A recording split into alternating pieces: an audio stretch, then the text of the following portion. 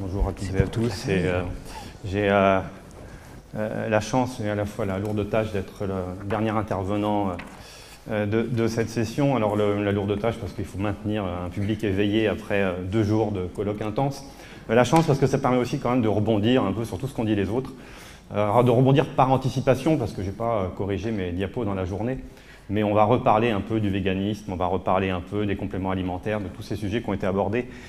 Sachant que je parle en tant que chercheur au CNRS et au muséum, on n'est pas très loin d'ici, Jardin des Plantes est à 300 mètres, et à côté de ça, le muséum faisant partie aussi de ce fameux groupement, donc Sorbonne Université, que je mentionne parce que j'y suis aussi très actif pour toutes les questions alimentaires. C'est-à-dire qu'on est divisé en instituts thématiques, donc on a un institut de l'océan, par exemple, qui est le dernier né, au sein duquel je m'occupe des questions de pêche durable, par exemple. On a un institut de la transition écologique, bien sûr, dans lequel il y a un groupe de travail sur l'agriculture, dont fait partie Samuel, entre autres. Il y a aussi un institut du patrimoine opus, au sein duquel j'ai monté un groupe de réflexion sur les patrimoines alimentaires. Bref, grosso modo, dès que ça touche la bouffe, je ne suis pas très loin. J'essaye de m'impliquer dans ces différents questionnements jusqu'à des enjeux pédagogiques, puisque je suis depuis une dizaine d'années responsable à l'INSPE de la formation scientifique de tous les professeurs de cuisine. Et en fait, à l'heure actuelle, je dirais que 90% du temps que je passe en enseignement universitaire, c'est dans des cuisines, soit vraiment pour cuisiner au point de vue pratique, ou soit des enseignements un peu plus théoriques, mais très souvent auprès de professionnels. Le reste du temps, c'est plutôt auprès des médecins que j'essaie aussi de sensibiliser aux enjeux nutritionnels. Il faut savoir que la nutrition est vraiment le parent pauvre des études de médecine, c'est une vraie catastrophe. À côté de ça, évoluant dans ce milieu de la cuisine, ouais, c'est ça. Évoluant dans le milieu de la cuisine, j'ai la chance aussi de travailler, ou en tout cas de côtoyer un certain nombre de chefs, et donc de faire partie d'un certain nombre d'associations professionnelles, dont le principal avantage consiste à bien manger. En termes pédagogiques, d'ailleurs, je profite pour mentionner cette image qui est justement, si je me souviens bien, c'est Stéphane Tulmé, qui est un ancien élève à moi, qui est donc professeur de cuisine, puisque mes élèves sont des professeurs de cuisine en formation, et qui avait animé avec ses élèves qui étaient venus avec moi à la ferme de Saint-Denis, la ferme urbaine, pour animer un atelier avec ses élèves sur la cuisine végétale. Donc c'est un sujet qui préoccupe beaucoup, et de plus en plus, je dirais, et tant mieux, les restaurateurs. On peut le voir d'un point de vue un peu contraint, qui est donc, de mon point de vue négatif, de se dire on va se priver d'eux, on va se priver de viande. Il faut plutôt, effectivement, on essaye toujours de voir le côté positif. Il ne s'agit pas de se priver de viande, il s'agit de valoriser le végétal, et par un espèce de vase communicant, on arrivera assez facilement à on arrivera plus facilement à se priver de viande si, de manière concomitante, en fait, on valorise beaucoup mieux les végétaux. Et c'est bien sûr là-dessus que l'on va revenir. Ceux qui me connaissent savent que j'ai un espèce de héros. J'en ai pas beaucoup, j'en ai un, c'est Brillat Savarin. Je suis absolument fan, donc je commence, je crois, à peu près toutes mes interventions en citant Brillat Savarin. Je n'ai pas trouvé mieux, parce que c'est quand même lui qui cadre le débat autour de qu'est-ce que la gastronomie, quels sont ses objectifs. C'est de la connaissance, c'est important de le rappeler. Il ne s'agit pas d'une espèce d'alimentation de privilégiés. Il y a un peu un glissement sémantique qui s'est fait. Quand on parle de gastronomie, on a souvent l'idée d'un restaurant gastronomique, donc quelque chose d'un peu chic pour des privilégiés. Au départ, ce n'est pas du tout ça. Je rappelle que gastronomia, vient du grec, c'est la loi du ventre, ça concerne tout le monde, qu'est-ce qui se passe quand je mange, et j'aimerais bien comprendre ce qui se passe quand je mange. La gastronomie moléculaire n'étant rien d'autre que la composante physico-chimique de cette connaissance, tout comme la biologie moléculaire et la connaissance du vivant à l'échelle moléculaire. Mais la gastronomie moléculaire, c'est pas du tout un truc ésotérique ou pour Happy Few avec un coup d'azote liquide et autres. C'est tout simplement la connaissance la plus précise que l'on puisse avoir sur qu'est-ce qui se passe quand je cuisine, qu'est-ce qui se passe quand je mange. Et Brillat Savarin a eu cette intelligence absolue, bien avant qu'on parle d'interdisciplinarité au CNRS et dans les universités, de poser justement une définition totalement interdisciplinaire en nous rappelant que cette connaissance tenait à l'histoire naturelle, à la physique, à la chimie, et qu'elle avait un objectif qu'il rappelle fort justement, qui est la conservation des hommes, c'est-à-dire la santé, et le goût, c'est-à-dire le plaisir.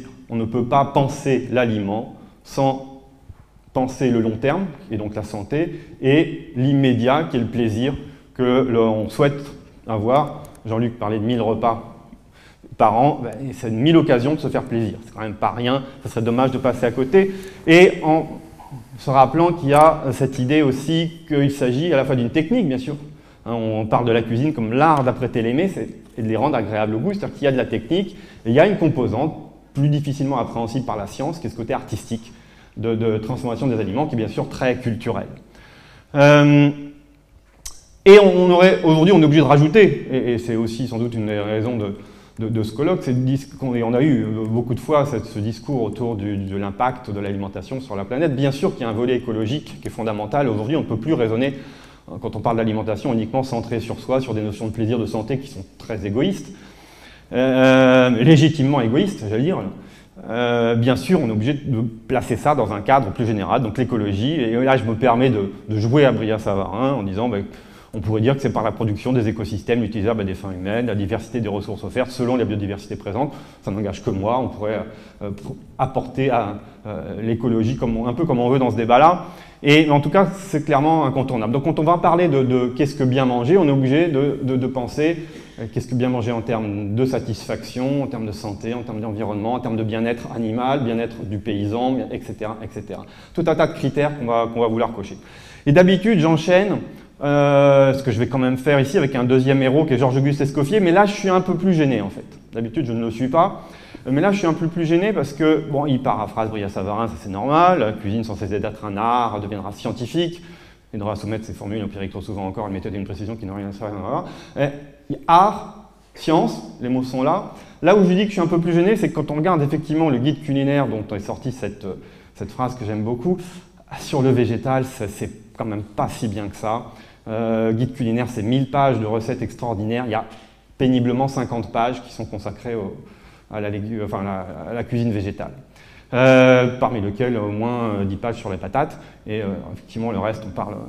Et donc, bon, mais c'est pas de sa faute. Encore une fois, dans la culture gastronomique française, mais pas que, hein, c'est vrai que l'animal a toujours tenu la place prépondérante, on l'a déjà répété.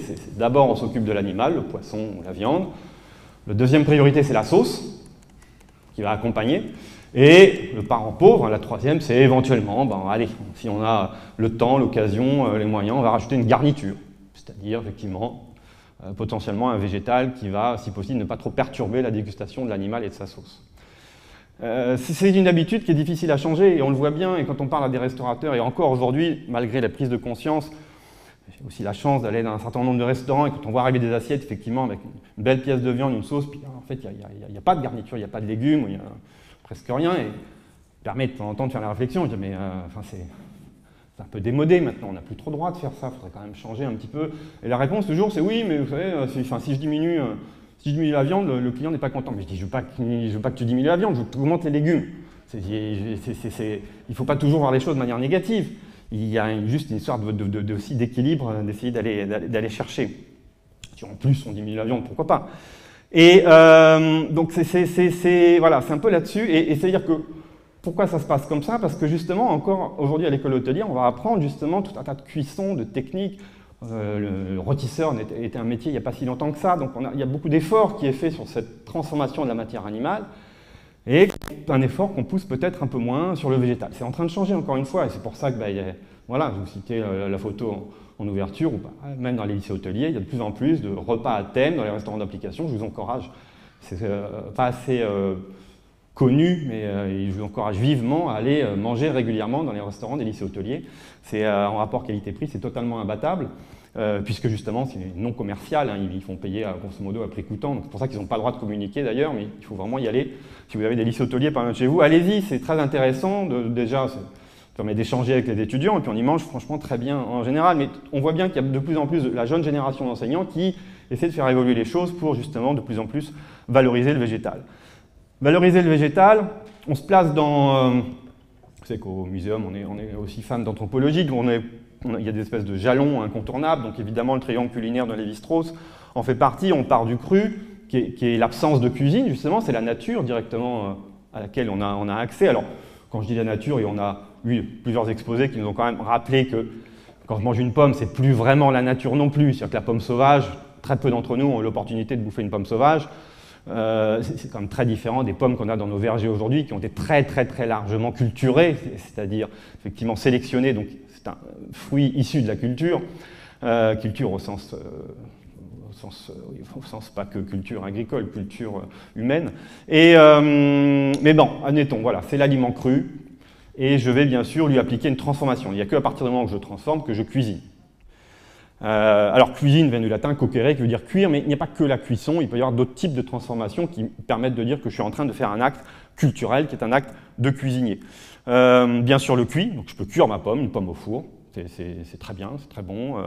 Je change sa texture, je change son goût, je déclenche des réactions de Maillard, un peu de caramélisation éventuellement, plein de choses qui vont faire que la dégustation de ma pomme cuite n'a rien à voir avec celle de ma dégustation de la pomme crue. Je peux aussi laisser faire la nature, pour le coup, c'est-à-dire je laisse la pomme tomber et j'attends. Et ça s'est toujours fait, et ça donne un peu de tout, il faudrait que je la goûte cette pomme pour voir, peut-être qu'elle n'est pas si mauvaise que ça, il y a sans doute un peu d'alcool dedans, parce qu'il y a une fermentation alcoolique qui se met en place, donc ça peut pas être complètement désagréable. Faut essayer un peu, voir ce que ça peut donner. Alors bien sûr, l'humain a appris à sophistiquer tout ça, quitte à cuire une pomme, autant rajouter un petit bout de pâte brisée dessus-dessous, retourner un peu de caramel, une tarte tatin, c'est quand même une manière sympathique de manger les pommes. Côté fermentation, c'est vrai qu'un cidre, c'est quand même aussi relativement mieux contrôlé que juste essayer de presser une pomme pourrie, mais on est dans la même logique, c'est qu'on va juste pousser un peu plus la sophistication. Voilà ce qui est cuisiner, c'est fermenter, c'est cuire, c'est bien sûr un travail mécanique aussi, où on va découper, on va faire tout un tas de choses sur l'aliment pour le transformer, et comme disait Brillat-Savarin, le rendre agréable au goût. Et pour rebondir sur effectivement ce qui vient de dire par Frédéric juste avant, régulièrement je suis invité aussi à des débats sur ces questions, l'animal, végétal, bon, très bien. Et pas plus tard que la semaine dernière, c'est pareil, c'était une visioconférence internationale, et il y avait dans des intervenants un vigneron, un vegan, et il a eu cette réflexion que j'entends tout le temps, parce que moi je disais, voilà, je me basais sur la biologie, même si on parle des australopithèques aussi loin qu'on puisse remonter, bon, ok, c'était principalement végétal, mais enfin bon, s'il y avait un petit animal, un rongeur ou un insecte qui traînait, ils le mangeaient, ils n'allaient pas se poser des questions d'ordre philosophique sur cet aspect-là, il y avait une consommation opportuniste de qu'est-ce qui se passe, ça se mange pas, ça m'apporte des calories ou pas, si oui, je le mange. Et effectivement, tout ça a évolué, bien sûr, au fur et à mesure de notre capacité à mieux chasser d'abord, puis après à élever, etc. On ne va pas refaire l'histoire en 2 minutes, mais pour dire que biologiquement, et ça a été mentionné aussi, qu'il y ait des Inuits qui bouffent du phoque ou que dans certaines forêts on bouffe quasiment que des végétaux, fait qu'effectivement on a cette capacité biologique. Et ce que me disait mon interlocuteur, il me dit oui, mais tout ça, il faut évoluer, enfin il faut évoluer au sens culturel, justement, il disait c'est pas parce qu'on a toujours tué des animaux qu'il faut continuer à le faire, on parle toujours de tradition, etc. Mais c'est pas de la tradition. Ça n'a rien à voir avec la tradition, le fait de bouffer des animaux. La tradition, c'est culturel. C'est pas culturel, le fait qu'on bouffe des animaux, c'est biologique. Donc, c'est pas du tout les mêmes échelles de temps, c'est juste complètement naturel. En fait. Et c'est cette espèce comment dirais-je, d'incompréhension sémantique entre le culturel et le naturel qui souvent amène ce genre de débat totalement stérile. Après, on peut faire un choix culturel, effectivement, d'arrêter de manger des animaux. Ça ne me pose pas de problème en tant que choix culturel, mais il ne faut pas raconter que c'est une espèce de vertu qui vient de chez nous. Donc on arrive à une assiette qui est aujourd'hui à peu près celle-là. C'est-à-dire que c'est l'assiette qu'on nous montre dans les magazines de nutrition, et pourquoi pas, effectivement, on voit bien qu'on a une alimentation omnivore totalement non paléolithique, puisqu'on a plein de céréales, et puis on a plein de produits laitiers. Donc voilà ce qu'on nous encourage à manger après pas mal d'efforts d'analyse nutritionnelle sur l'équilibre alimentaire, donc bon, pourquoi pas, on n'est pas si mal. Et évidemment, il y a toujours l'histoire de se dire, voilà, dans cette... alors ça c'est un peu pour me moquer des végétariens, mais c'est pas méchant, mais c'est vrai qu'on a finalement où se place le végétal là-dedans, c'est que quand on dit le végétal, il y a beaucoup de végétaux, et notamment, au-delà de la blague, il y a quand même beaucoup de végétaux qui sont non exploitables directement dans l'alimentation humaine. Donc, et c'est d'ailleurs l'argument de beaucoup d'éleveurs qui disent « mais on a toutes ces prairies, il faut mieux les valoriser ». Et j'entends parfaitement cet argument, valorisons les prairies plutôt que d'essayer de bouffer de l'herbe et de priver du coup les vaches de leur herbe. On a donc cette volonté de manger du végétal, oui, mais pas n'importe lequel. Il faut aller chercher le végétal qui va avoir du sens. Et comme ça a été déjà mentionné plein de fois par Samuel et par d'autres, on a quand même aussi ne pas oublier qu'avant de manger, il faut produire. Et produire, ça veut dire qu'effectivement, c'est pas pour rien qu'on a cette coproduction animale-végétale qui a été le système au départ et qui devrait, dans mon point de vue, et ça a été aussi rappelé par Jean-Luc, être le système qui continue de perdurer, qui est de se dire qu'on a quand même, non seulement quand on exploite à la fois les animaux et les végétaux, on a non seulement une source de nourriture pour nous, mais un espèce de système vertueux qui fait que les résidus végétaux nourrissent les bêtes, les résidus des bêtes nourrissent les végétaux, c'est quand même pas débile. C'est un peu simplifié ce que je mets là, mais on est quand même dans cette idée où ça marche quand même pas si mal que ça. C'est à partir du moment où on change de ce schéma et où on délocalise les productions végétales d'un côté et animales de l'autre qu'on commence à se dire que peut-être qu'il y a des choses qu'on ne fait pas de la bonne manière. L'autre argument pour dire qu'on va aller taper dans les deux régimes, c'est que quand même, effectivement, d'un point de vue nutritionnel, quoi qu'on dise, quoi qu'on fasse, on a quand même un équilibre spontané. Quand on nous baratine à coups de régime, il faut faire ceci, cela, manger cela, le régime est un aveu d'échec. À partir du moment où je commence à faire un régime, c'est qu'il y a quelque chose qui ne fonctionne pas. Je suis obligé d'essayer d'aller chercher des critères, etc. Il n'y a pas à chercher de critères, comme l'a bien dit Michael Pollan, qui est un écrivain qui fait pas mal de bouquins qui sont plutôt intelligents, c'est que le seul régime valable, c'est un peu de tout, surtout du végétal. Voilà, ça tient en une phrase et je peux mettre à la poubelle tous les bouquins sur les régimes. Du moment qu'on mange un peu de tout, on ne peut pas être carencé. Si jamais pour une raison ou une autre on est carencé, on va voir le médecin et on essaie de comprendre ce qui se passe. Mais le régime n'a pas... Donc à partir du moment où je vais manger un peu d'animal, un peu de végétal, j'ai absolument tout ce qu'il me faut. Sans parler du plaisir. Parce que le goût, on a dit, c'était incontournable. Or, il faut bien reconnaître, et tout à l'heure c'était intéressant ce que tu disais sur moi, mes légumes, je mets un peu de glutamate parce que sinon, voilà. Et bien c'est exactement ça. La viande, on va chercher le goût du gras, le goût de ce qu'on appelle l'umami, c'est-à-dire cette saveur particulière des acides aminés, qu'appelait osmasome, que Brillat-Savarin appelait osmasome avant qu'on découvre les récepteurs de l'umami au début du XXe siècle. Le végétal, on va plutôt aller chercher le sucre, l'acide qu'on ne trouve jamais dans la matière animale, un goût sucré, un goût acide, c'est que dans le végétal qu'on va le trouver. Et l'amertume aussi, si j'ai l'amertume sur une pièce animale, alors sur certains tissus animaux, on a quand même de l'amertume, mais dire que c'est pas ce qu'on va chercher quand on va manger de l'animal. Donc cette palette de saveurs, on l'a en allant taper dans les deux régimes. Alors aujourd'hui, on nous parle beaucoup des insectes. Alors, je crois qu'il n'y a quasiment pas une semaine sans qu'un journaliste me contacte en disant « Dis donc, qu'est-ce que vous pensez des insectes ?» Des fois je réponds, des fois je réponds pas. En termes d'alimentation humaine, tout a été dit à peu près là-dessus. Il y en a qui en mangent, c'est très bien, tant mieux pour eux, et ils trouvent ça gourmand. Ceux qui n'en mangent pas, ils n'ont pas de raison de s'y mettre, parce que s'ils n'en mangent pas, c'est qu'on n'a plus la culture de les manger. À côté de ça, on voit quand même des fermes à insectes qui se montent un peu partout, mais c'est pour faire de la nourriture animale et de l'engrais azoté, donc pourquoi pas, ça peut rentrer dans un nouveau système de production, mais pas forcément dans l'assiette directement. Ça, bon, on ne va pas s'apesantir là-dessus, c'est un autre sujet. Moi, ce que je trouve très bien, je suis tombé chez un bouquiniste, un vieux bouquin début du XXe siècle, là, régime végétalien. Alors, si vous grossissez, c'est régime végétalien utilisant les graisses animales. Moi, je trouve qu'ils ont tout compris, pour de vrai. C'est-à-dire qu'effectivement, c'est un peu ton histoire du glutamate, c'est valorisons les végétaux. Et c'est vrai que poêler des haricots dans le beurre, c'est quand même pas mal. Ça permet de rendre les haricots bons. Donc ne soyons pas extrémistes, valorisons les végétaux. Et puis, alors l'huile d'olive, j'aime beaucoup aussi, il n'y a aucun souci avec ça, mais voilà, un petit peu de graisse animale pour redonner du goût à un haricot vert, c'est pas mal. C'est comme l'histoire, alors c'est cette espèce de schizophrénie, parce que c'est un peu ça, le régime végétalien avec des graisses animales, ça fait un peu schizophrène. Bon, c'est un peu ce qu'on voit sur les bouteilles de vin vegan qui vont très bien avec la viande. Ça fait un peu sourire tout le monde, parce que c'est vrai que on se dit, mais on sent bien qu'il y a une espèce de désarroi, de perte de repères, avec, voilà, on a besoin de mettre l'étiquette vegan pour toucher une population, tout en argumentant que ce vin va quand même aller très bien sur une viande rouge. Donc, qu'est-ce qu'on fait avec ça? On sent qu'on est dans le discours. On est dans le discours qui peut être sur des enjeux de santé, qui peut être sur des enjeux écologiques. Alors si je prends 200 calories, kilocalories, hein, c'est des grandes calories, voilà ce que ça donne à l'échelle de l'assiette.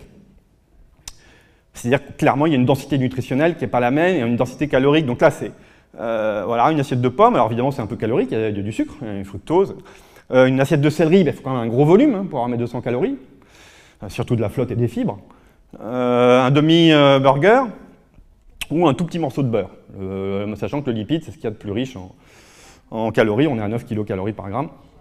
Donc, évidemment, on sent bien qu'en allant puiser dans tout ça, là, on va aller chercher des calories, là, on va aller chercher plutôt des micronutriments, justement, les fibres, les vitamines, les minéraux, qu'on va avoir beaucoup moins... Alors, on a quand même des vitamines dans le beurre, mais c'est vrai que la densité calorique, pour le coup, est inversement proportionnelle ici à ce qu'on appelle la densité nutritionnelle, qu'on va plutôt trouver en haut.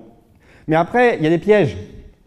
Un des pièges les plus connus, et j'alerte souvent les étudiants là-dessus, c'est de se dire, évidemment, le marketing s'empare de ça, Et c'est pas une histoire de... Il ne s'agit pas du tout de taper sur McDo. Hein. Je pourrais aussi vous faire toute une conférence en vantant les mérites de McDo. J'évite de le faire trop souvent, mais je pourrais le faire. Et de manière honnête, je veux dire. Il ne s'agit pas de faire du lobbying. Mais là, voilà, quand on a affaire, effectivement, il y a tout un discours au moment où, ben voilà, et Jean-Luc parlait aussi des problèmes d'empreinte carbone des burgers, et puis on sait que sur la santé, etc. Bon, donc du coup, chez McDo, il y a des salades, mais quand on regarde les calories et puis le sodium, et qu'on met sur un graphe les salades et les burgers, c'est pire.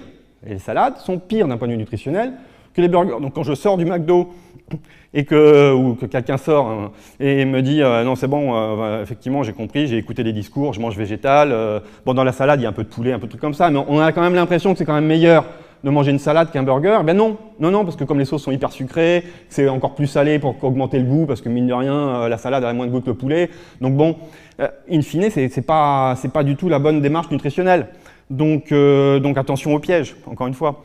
On nous dit souvent, alors c'est Anthony Fardet, un collègue de l'INRA, qui a lancé un peu ce slogan là qu'il faut manger vrai, varié, végétal, qui est un peu ce que disait Michael Pollan, hein, un peu de tout, surtout du végétal, c'est un peu ça l'idée, mais que cette notion, et on en a parlé aussi sur les aliments transformés, effectivement un des leviers fondamentaux, c'est de manger, si je décide, pour une bonne raison, que ce soit écologique ou pour ma santé, d'accentuer sur l'alimentation végétale, il faut être honnête et faire vraiment du végétal.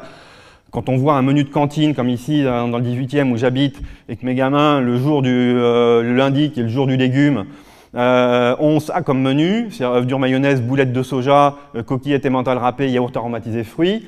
C'est-à-dire qu'on a quand même un menu végétarien dans lequel il n'y a pas de légumes. C'est un tour de force extraordinaire de la point de vue de la part des nutritionnistes. C'est-à-dire que c'est absolument incroyable. Et le pire, c'est que je pense qu'ils ont vraiment l'impression de bien faire. C'est qu'on a réussi, tous les semaines, allez, ils ont un repas végétarien. Mais c'est pas comme ça qu'on va les convertir aux légumes. Il n'y en a pas.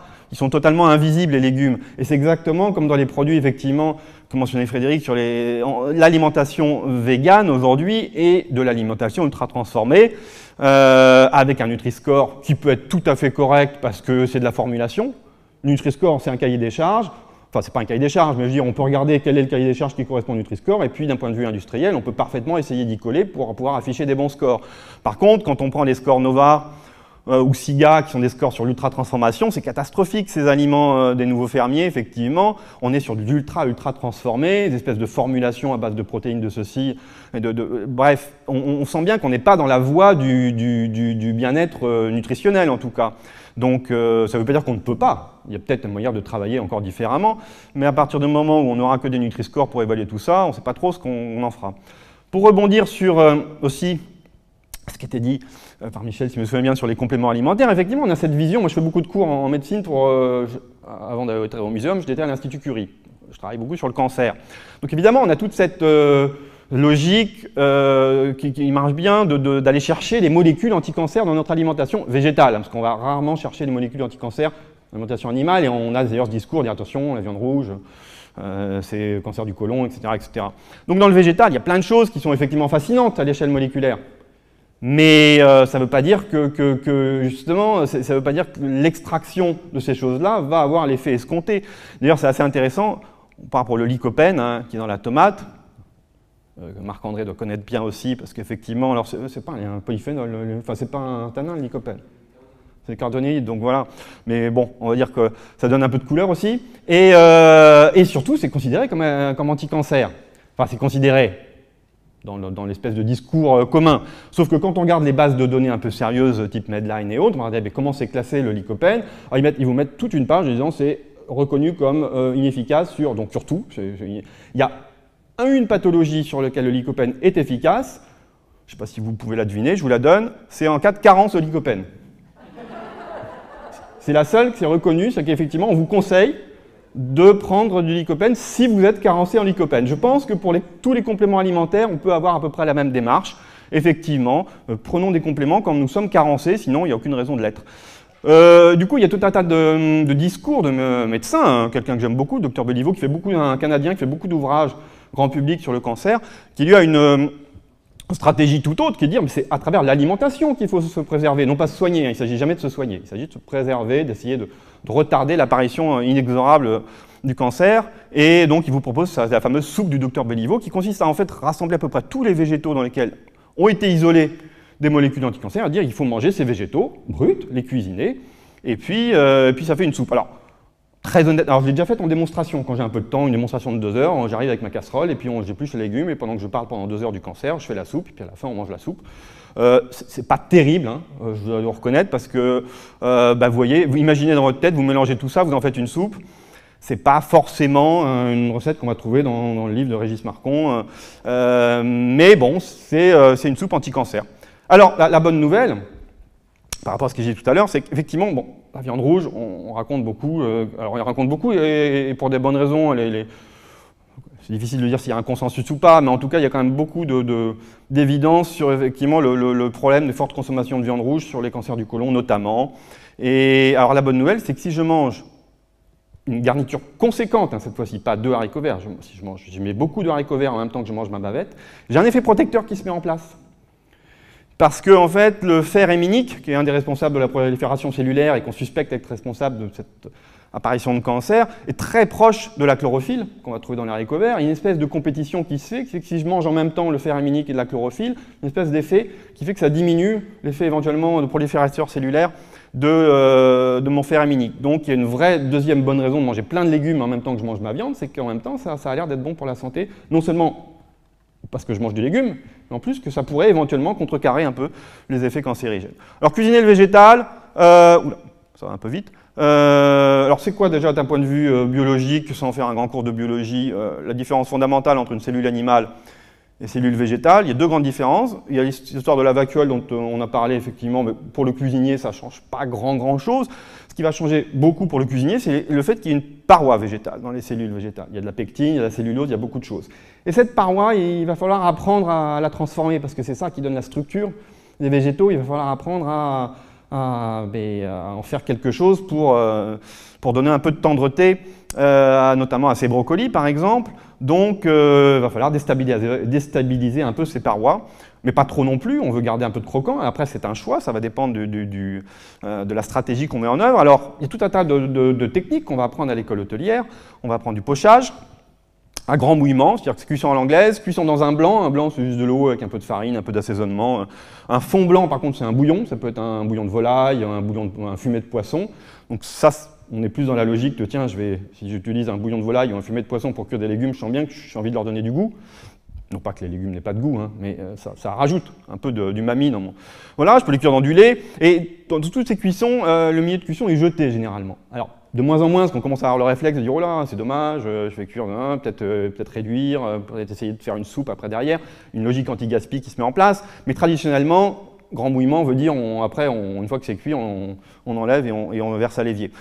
Sinon, on fait un pochage à court mouillement. Donc un peu de matière grasse et d'eau, jus de cuisson, et souvent, là, pour le coup, utilisé pour monter une sauce. C'est la deuxième stratégie qu'on peut mettre en œuvre. Cuisson à l'étuvée, cette fois-ci, il n'y a pas de liquide. Et donc les légumes cuisent dans leur propre jus, dans leur vapeur. Et ça a bonne réputation parce que vu qu'on perd rien, on a l'impression, parce que dans l'eau, on va perdre des vitamines, des minéraux, donc si on réutilise, pourquoi pas. Là, on se dit qu'on va tout garder, donc on est pas mal. Après, on peut sophistiquer un peu, notamment les fameux légumes glacés, qui sont mes recettes préférées, c'est que c'est juste, on étuve dans du gras et du sucre. Forcément, c'est bon. C'est quasiment impossible de faire un truc mauvais, gras et sucré. C'est juste pas possible. Donc c'est un peu une technique de feignant, mais c'est super. Et puis en plus, avec le sucre, ça exacerbe un peu les réactions de Maillard, ça donne une belle coloration, c'est magnifique. On peut faire sauter, griller, bien sûr, confire, un peu dans le gras, frire, bien sûr, pocher sous vide, avec ou sans imprégnation, c'est-à-dire qu'en fait, quand on met une pochette sous vide, on met dans un bain-marie à ce qu'on veut, hein, 55, 60, 65 degrés, on va cuire très doucement dans le propre jus, ou sinon même, on peut mettre du jus dans la poche, fermer, et quand on va remettre à pression atmosphérique, tous les végétaux sont pleins de gaz, hein, et donc si on les met sous vide et qu'après on remet en pression atmosphérique, en fait ils absorbent le jus ambiant et ça peut augmenter de manière conséquente le jus qu'on va trouver dans le végétal. C'est comme ça qu'on peut imprégner n'importe quoi, des carottes, des patates ou surtout les champignons, hein, c'est vrai que ça absorbe 100%. C'est-à-dire que si j'ai 100 grammes de champignons et que je fais une imprégnation, à la fin j'ai 200 grammes de produit, sans sauce, hein, sans rien, juste avec le champignon qui s'est gorgé du liquide environnement. Donc c'est tout à fait sympathique. Et on peut sécher, on peut fumer, on peut faire plein de choses. Alors il y a aussi des techniques un peu plus modernes, hein, cuisson à haute pression, c'est la cocotte minute. Hein. Une espèce de fantasme, hein, Je vois des chefs qui achètent des appareils très chers, une espèce de, ils parlent de vapeur douce pour garder l'aliment vivant parce que la vapeur est à 80 degrés. Et je ne vois pas trop ce qui peut rester de vivant à 80 degrés, mais c'est pas grave. Et avec cette idée de, par contre, la cocotte minute, ça monte à 120, on tue tout, etc. Non, la science montre que ce n'est pas le cas. Au contraire, on garde mieux les vitamines en cocotte minute qu'en cuisson à l'anglaise parce que la cuisson est beaucoup plus rapide. Donc ça a été mesuré. La cocotte minute, ce n'est pas une aberration. Moi, j'aime pas. Parce que j'aime bien pouvoir touiller, regarder, sentir, etc. Mais en termes nutritionnels, c'est pas du tout aberrant la cocotte minute. Cuisson au micro-ondes, c'est génial aussi, ça marche très bien, 5 minutes, parfait. Fermentation, voilà, c'est pas une cuisson, mais ça permet de faire tellement de choses, et surtout, c'est une méthode de conservation zéro carbone. C'est-à-dire que si je veux manger mes tomates en hiver, il n'y a aucun souci. Je mets mes tomates en bocaux quand c'est la pleine saison. Et mes tomates en bocaux, ça se garde 1 an, 2 ans, 3 ans, il n'y a aucun problème. Et je ne dépense ni chaîne du froid, je n'ai pas besoin de froid, je n'ai pas besoin éventuellement de sécher au four, etc. Je ne fais rien que de mettre du sel avec mes tomates, fermer mon bocal. Et 6 mois plus tard, je fais un ketchup avec. Ça marche très bien avec une dépense énergétique nulle. Donc c'est quand même parfait, il faut le réapprendre tout ça. Bien sûr, on peut faire des glaces, des sorbets, des granités, des tas de choses. Alors, maintenant, j'ai plus que quelques plats à vous montrer, vous voyez. Bon, ça, c'est un peu chez la Meuloise. Là, on est encore dans la tradition, le monde d'avant. Vous voyez, on a un crustacé qu'on veut mettre en avant. Et allez, on va un petit jus de cresson, un petit jus de petit pois, comme ça, et pour mettre en valeur l'animal. Bon. On peut partir d'une logique inverse, comme je vous disais. Voilà, on peut manger le végétal pour ce qu'il est. Je peux faire une soupe de petits pois, chaude ou froide. Je peux vraiment la valoriser, je peux travailler. Ça, c'est un travail qu'on avait fait avec les élèves de l'INSPE à Toulouse. Donc, je rappelle que mes élèves qui sont en fait des profs en formation, des profs de cuisine, donc ils savent cuisiner. Il y en a même qui ont 40 balais, qui ont bossé 20 ans dans des restaurants étoilés et qui décident de devenir professeurs. Donc tout va bien, ils savent très bien cuisiner. Et on peut vraiment s'amuser. Là, on avait fait un dôme glacé de coulis de petits pois, donc un dôme à l'azote liquide avec une pousse, et puis il y avait un coulis, il y avait une mousse, il y avait une gelée au fond, il y avait une encapsulation d'huile d'olive à côté. Tout ça, c'était servi au restaurant d'application. Il y avait 2-3 heures de travail, mais clairement, ça avait de la gueule, ce petit pois. Et on sentait qu'on l'avait valorisé. C'est un peu ça l'idée. Alors, Ferran Adrià, le célèbre cuisinier de Barcelone, enfin Rosas à côté, mais qui n'a plus de restaurant maintenant, parce que maintenant il s'est enfermé dans une espèce de bunker pour écrire l'encyclopédie de cuisine du XXIe siècle en 25 tomes. Mais avant, il avait son restaurant, le meilleur restaurant du monde d'après le classement San Pellegrino. Donc voilà la version du petit pois, on va dire classique, et puis il avait sa version un peu New Age, qu'on dit moléculaire. Savoir une sérification avec un peu d'alginate pour faire un cœur fondant, coulant de petits pois à l'intérieur. Ça reste du petit pois, mais il y a du travail dessus, on sent qu'on valorise.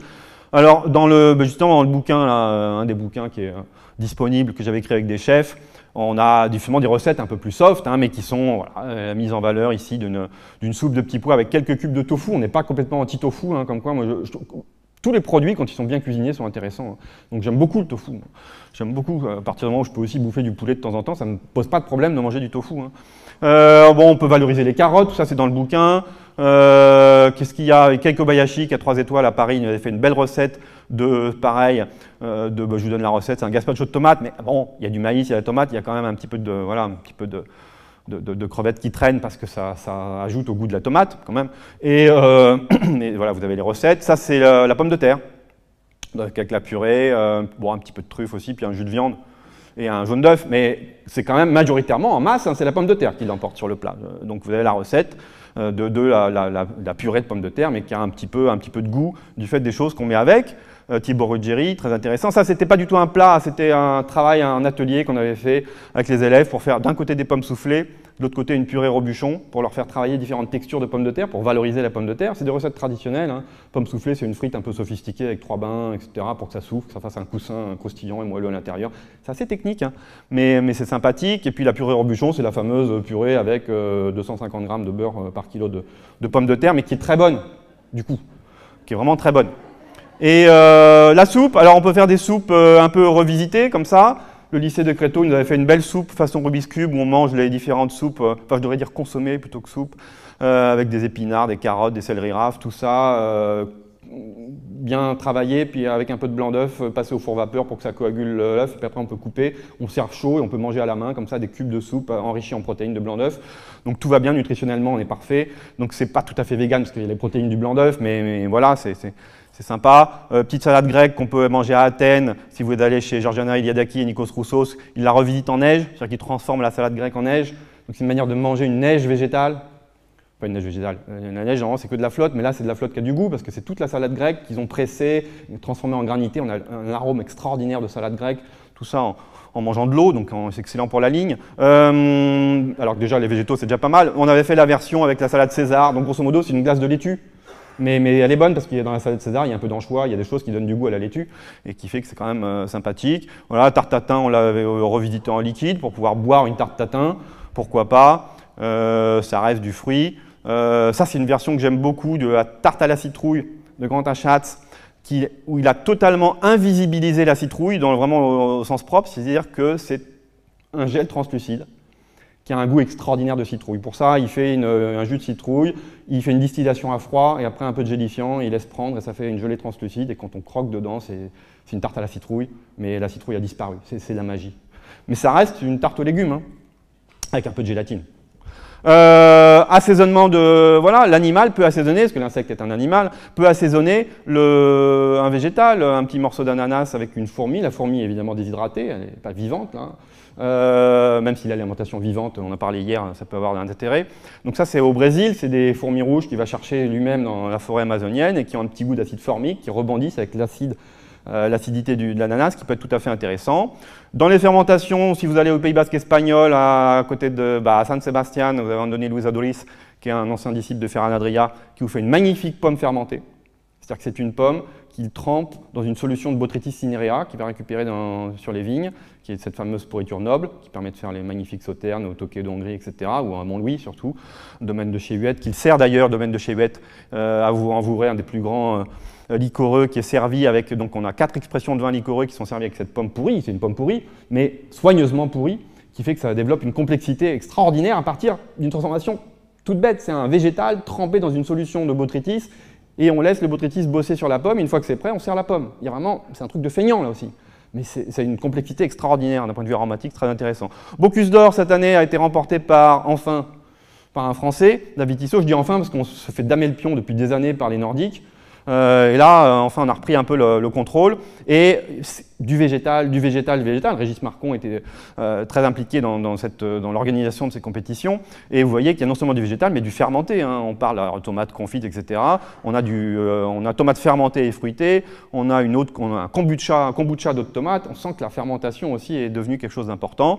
Voilà. Et enfin, il y a un petit drame quand même, je ne veux pas terminer sur une note négative, mais quand même, parce que là j'essaie de vous montrer qu'on peut faire des choses merveilleuses avec le végétal. Il y a un vrai souci qu'on a, c'est ce qu'on appelle wine pairing, alors les accords mets-vins, pardon, voilà.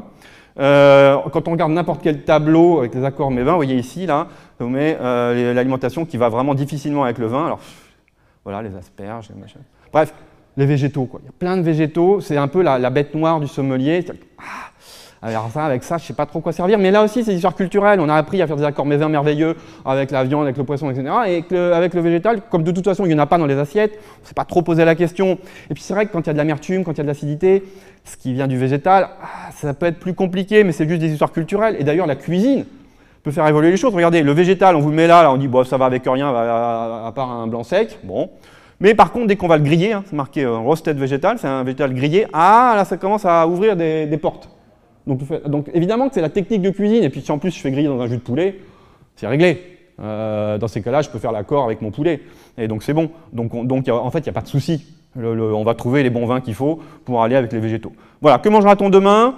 Marcelin Berthelot nous avait prédit qu'on mangerait des petites tablettes azotées. Voilà.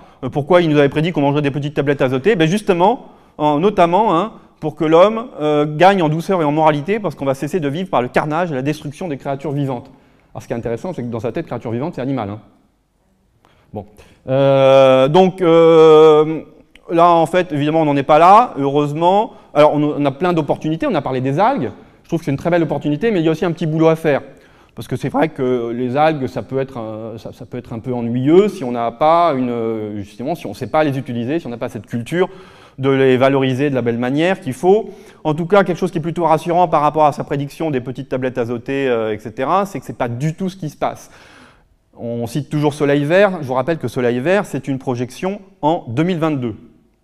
Donc on y est. Est-ce qu'on mange des gelées verts nutritionnels? Non, on ne mange pas du tout ça. On mange aujourd'hui exactement ce qu'on mangeait en 1970 quand Soleil Vert a été tourné, c'est-à-dire des morceaux d'animaux avec des morceaux de végétaux. C'est ça qu'on mange. Il n'y a rien qu'à changer.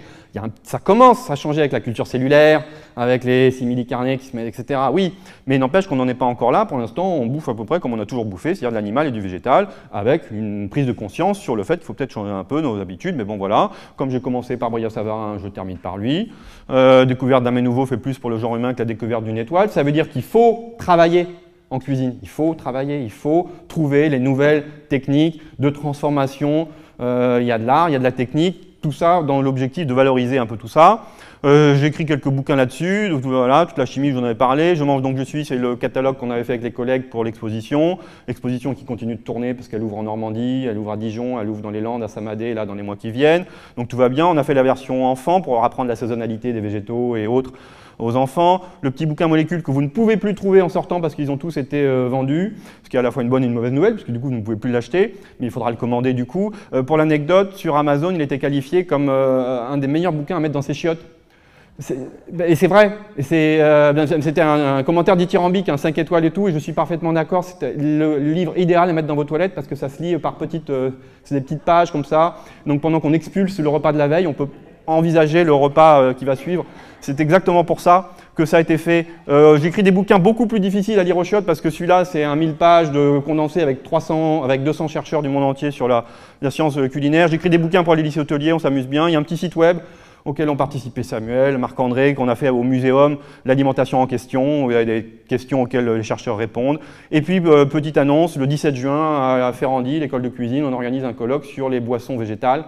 Nouvelles boissons, donc pas du vin, pas de bière, on est plutôt sur qu'est-ce qu'on fait avec du kéfir, du kombucha, des ginger beer, des infusions, etc. Bref, qu'est-ce qu'on boit si on veut pas boire de vin ou de bière. Voilà, je vous remercie. Alors merci. On est, je ne sais pas si on entend. Non, il n'a pas remarché longtemps. Je vais prendre les questions et je te le ramène.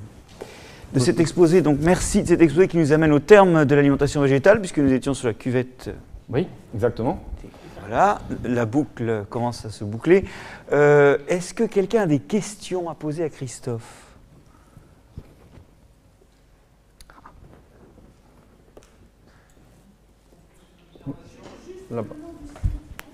L'alimentation en question. Alors, si vous tapez dans Google l'alimentation en question, vous tapez ça dans Google, ou éventuellement rajoutez musée de l'homme en mots-clés et vous tomberez dessus tout de suite. C'est plus une observation parce qu'en fait, quand je regardais votre présentation, j'étais d'ailleurs comme souvent quelquefois à la télévision avec certaines émissions culinaires, on s'aperçoit que le visuel est absolument déterminant. Donc quand vous parlez d'art, on a presque, j'irais, la part de l'art visuel est minorée par rapport à l'art gustatif. Et voilà, je pense que c'est une observation à faire parce que quand on parle de cuisine, j'ai l'impression qu'aujourd'hui, on parle autant de visuel que de goût. Et on cite peu le visuel en tant que caractéristique essentielle de ce nouveau travail de cuisine. Alors c'est complètement essentiel, mais c'est pas nouveau. C'est-à-dire que on dit souvent que ça a été exacerbé par les réseaux sociaux et le fait que pour communiquer aujourd'hui un chef, le plus simple pour communiquer, bien sûr, c'est l'image.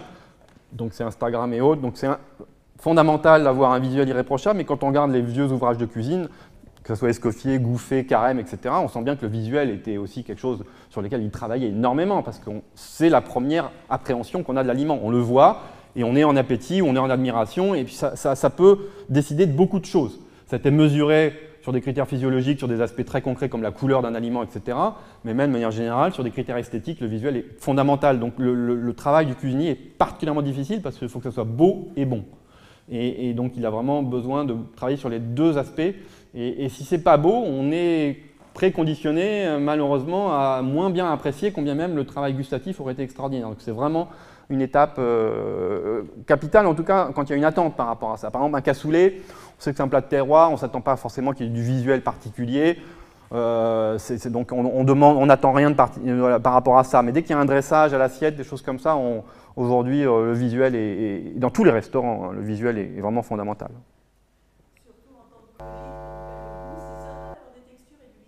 Oui, voilà, quand on n'a plus rien à goûter, au moins.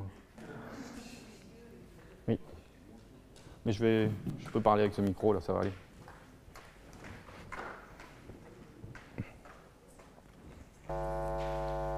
là, dans la cuisine, on s'est intéressé aux aliments, à toutes les variétés, mais il y a un élément très important dans la cuisine, c'est la façon dont on le cuit.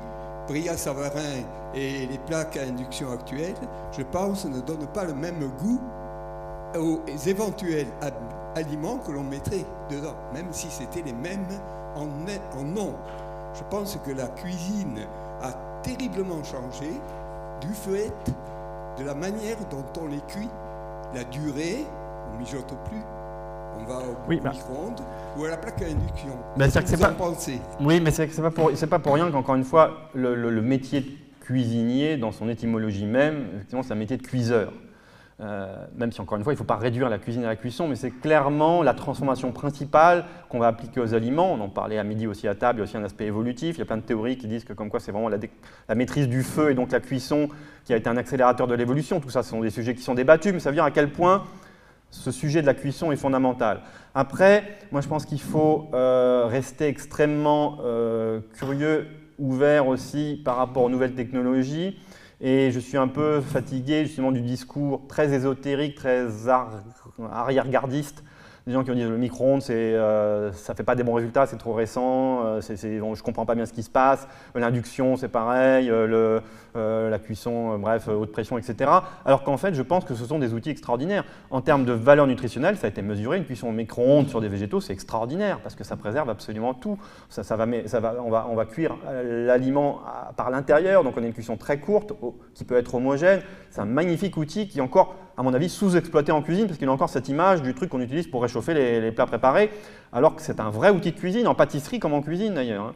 Et tout ça veut dire qu'il faut un peu changer les cultures et être capable de se dire non mais le micro-ondes c'est un très très bel outil. Mais il faut apprendre à le maîtriser, bien sûr. Et pas partir dans des délires que je vois régulièrement avec même des chefs qui disent oui mais enfin, ça change la chiralité de l'ADN. Vous voyez bon. Alors, est-ce qu'on a une autre question sur la chiralité de l'ADN ou autre? Oui. J'ai juste une toute petite recommandation pour les personnes qui s'intéressent à la fermentation. Moi, pendant longtemps, j'avais cru comprendre que c'était extrêmement compliqué, qu'il fallait un truc énorme pour faire de la choucroute par paquet de 15 kilos. Et je suis tombée sur un site qui s'appelle Ni Cru Ni Cuit, qui est extrêmement bien fait, qui se fait avec des tout petits bocaux, des parfaits que tout le monde a à la maison, qui est inratable et avec des vraies recettes. Donc c'est extrêmement bon, c'est très goûteux. Tout à fait. Merci pour ce. C'est impossible à louper. Hein. Merci pour ce clin d'œil à Marie-Claire Frédéric, qui effectivement est à l'origine de ce site et d'un livre qui s'appelle aussi Ni Cru Ni Cuit, qui est très intéressant à lire. Elle est journaliste et hautement spécialiste de la fermentation. Elle vient de sortir aussi un livre sur le miel, d'ailleurs. Et donc très effectivement, blog très instructif et très pratique, et pour désacraliser la fermentation, pour montrer que, grosso modo, comme vous venez de le dire, on achète un bocal et du sel et c'est parti. Alors, sur des végétaux. Si on veut se lancer sur la fermentation, pour le coup, la fermentation animale, là, il faut être un peu plus prudent. Mais sur des végétaux, franchement, ça se passe tout le temps bien. Et si ça ne se passe pas bien, on s'en rend compte assez rapidement. Et voilà, ça peut sentir un peu mauvais. On sait bien que si ça sent mauvais, c'est qu'il y a un petit problème. Mais il y a très peu de danger. Dès qu'on fermente, justement, l'intérêt, c'est qu'il n'y a pas de danger. Une question sur la cuisine végétale. Est-ce qu'il n'y a pas des sources d'inspiration aussi à épuiser du côté des cuisines, par exemple indiennes, qui utilisent quand même pas mal les végétaux, des cuisines exotiques qui sont traditionnellement végétariennes ou culturellement végétariennes? Oui, mais de manière générale, effectivement, n'importe quel cuisinier un peu curieux, de toute façon, aime voyager aussi pour ça, pour aller à la rencontre de cultures qui ont eu traditionnellement mis en œuvre des protocoles de transformation des aliments qui sont différents des nôtres et qui peuvent être tout à fait inspirants, oui. Après, voilà, il faut aller puiser dans tout ce qui est possible, que ce soit d'un point de vue géographique, comme on le mentionne, en voyageant, ou d'un point de vue historique, en lisant un peu les vieux ouvrages. On a des tas d'idées qui peuvent être des choses qui sont un peu passées de mode, que ce soit il y a 3 siècles ou que ce soit il y a 30 ans, et qui peuvent être tout à fait intéressantes de remettre au goût du jour. Juste un commentaire, tu disais que cuisiner, c'est cuire. Alors ça, c'est quand même un petit peu une irruption dans la construction de l'aliment du 19e siècle, où on a à la fois de l'énergie pour chauffer, et où on va commencer à avoir une nourriture bourgeoise plus grasse, plus protéinée, et préparée, parce qu'on a du personnel pour préparer, et on oublie justement que l'autre façon de préparer, c'est de fermenter. Hein. Et d'ailleurs, c'est un des arguments de partenariat Claire Frédéric, qui est de dire qu'on a oublié qu'une des façons de préparer les aliments, c'est pas de les cuire, c'est de les fermenter. Bien sûr. Personne ne chauffe le saucisson. Enfin si, on peut aussi chauffer le saucisson. Mais il est cuisiné une fois qu'il est fermenté. Mais on a toujours, voilà, au-delà, à côté de la fermentation, il y a toujours une action de cuisson, et pour le coup, qui est universelle. Dans toutes les traditions culinaires, dans toutes les sociétés, on apprend à cuire. Et éventuellement à fermenter aussi, d'ailleurs.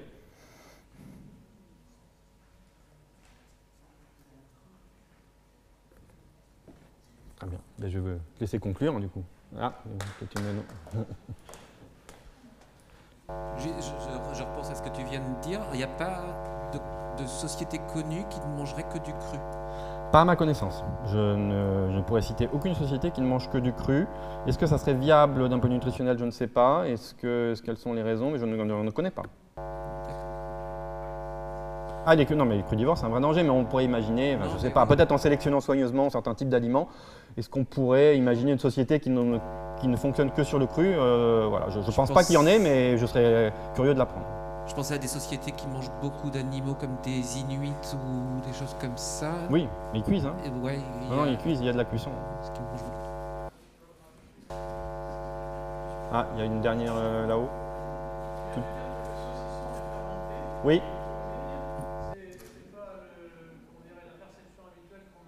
Si, ah oui, ouais, c'est... Alors, fermentation lactique, le saucisson, on le sale. Hétérolactique. Pas seulement pour justement le préserver, mais le fait de le saler va sélectionner un écosystème principalement de bactéries lactiques qui vont du coup l'acidifier. Et c'est cette acidification de la viande qui aussi permet de la conserver. C'est pas forcément vrai pour toutes les salaisons, non. Ça dépend de la mise en œuvre, de l'humidité, du protocole. Si on sale, des choses qui sont très salées, par exemple la morue salée n'est pas fermentée. Elle est tellement salée qu'il n'y a même pas de fermentation lactique qui se met en œuvre dessus. Alors ce qui est intéressant, c'est que c'est une fermentation hétérolactique, c'est-à-dire que ça fait de l'acide lactique et de l'acide acétique qui est beaucoup plus acide. Et c'est ça tout le challenge que tu disais, c'est que sur de la viande, il ne faut vraiment pas qu'il y ait de contaminants, parce que là on peut attraper des choses carabinées. Et donc il faut une acidification beaucoup plus forte. Donc il faut être sûr que la fermentation ne sera pas lactique, mais hétérolactique, c'est-à-dire produisant à la fois de l'acide lactique et de l'acide acétique. Merci.